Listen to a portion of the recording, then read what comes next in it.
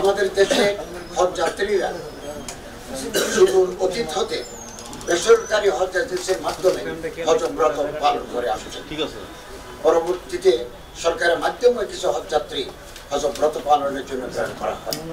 হজ এজেন্সির মাধ্যমে হজ যাত্রী প্রেরণের ক্ষেত্রে সৌদি হজ ওমরাহ মন্ত্রণালয় হতে প্রতি বছর হজ যাত্রীর ন্যূনতম সংখ্যা বা কোটা নির্ধারণ করে থাকে।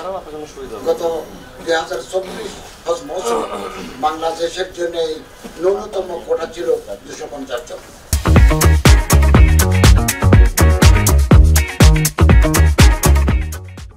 কিন্তু 18 জুন 2024 খ্রিস্টাব্দ সৌদি সরকার 2025 সালের হজের হজ যাত্রী কোটা নির্ধারণ সহ হজ কার্যক্রমের রোডম্যাপ ঘোষণা করে।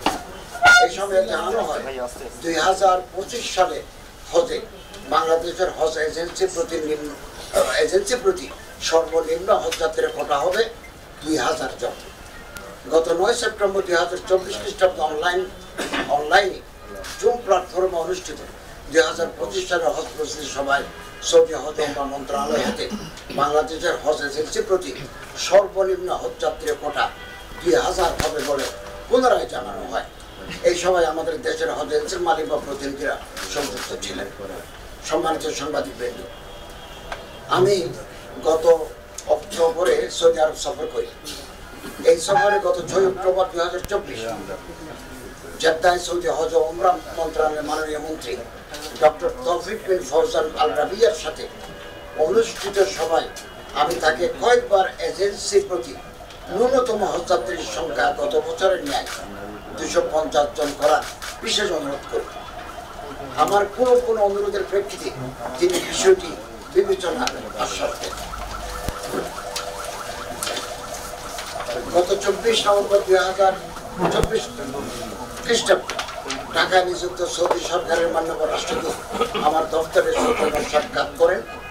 এই সময় আমি মাননীয় রাষ্ট্রদূতকে এজেন্সি প্রতি হজ যাত্রীর সর্বনিম্ন কোটা 250 জন করার অনুরোধ জানাই। গত 9 ডিসেম্বর 2024 খ্রিস্টাব্দ সৌদি সরকারের মাননীয় হজ ওমরাহ মন্ত্রী আমাকে একটি চিঠিপত্র পাঠিয়েছেন। এ পত্রে তিনি লিখেছেন, গত 6 অক্টোবর 2024 তারিখের আলোচনায় আপনার অনুরোধের প্রেক্ষিতে হজ এজেন্সি প্রতি সর্বনিম্ন হজ যাত্রী সংখ্যা 2000 জন হতে কমিয়ে 1000 নির্ধারণ করা হলো।